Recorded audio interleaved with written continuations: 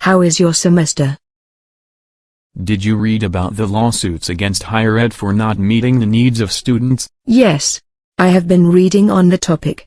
In fact, I was concerned because I have a student who is in need of assistance. I wasn't sure what to do. What did you do? I contacted the Office of Disability Services.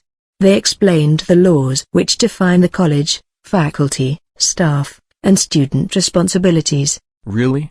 What are those? The Rehabilitation Act of 1973 was the first to prohibit exclusion from participation or denied benefits based on a disability to a program receiving federal funds. The Amendment Act of 2008 to Title II expanded the definition of the term disability. What does that all mean for us?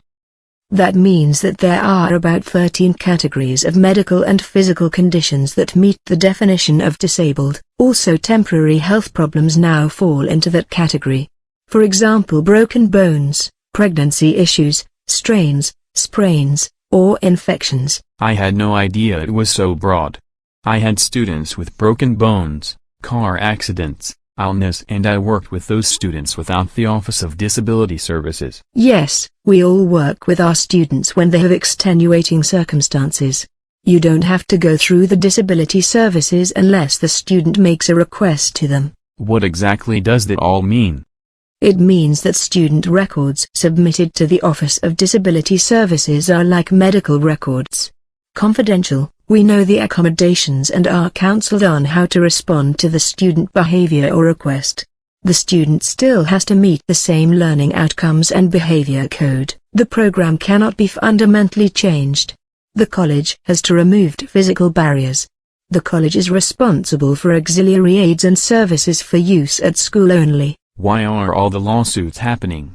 The services of an interpreter, some of the devices, and removing physical barriers can be expensive.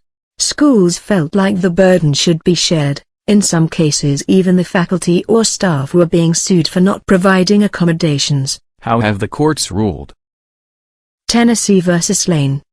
The Supreme Court ruled the 11th Amendment does not protect states from lawsuits seeking monetary damages. Bartlett vs. Board of Law Examiners upheld extra time on test.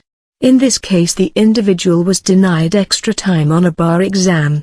The court said the extra time for a person with documented learning disabilities merely leveled the playing field, and allowed the individual to be tested on their knowledge. It did not provide an unfair advantage. The PGA Tour vs. Casey Martin supported the golfer with a mobility impairment in his request to use a cart and concluded the essence of golf was shot making, not walking.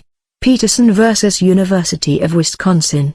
A lawsuit can be filed without completing the college's administrative procedure, when suing under ADA with discrimination claims. In your case, what does that mean? We have to make the room accessible for the wheelchair. I already put my PowerPoint, notes, and resources into eCampus.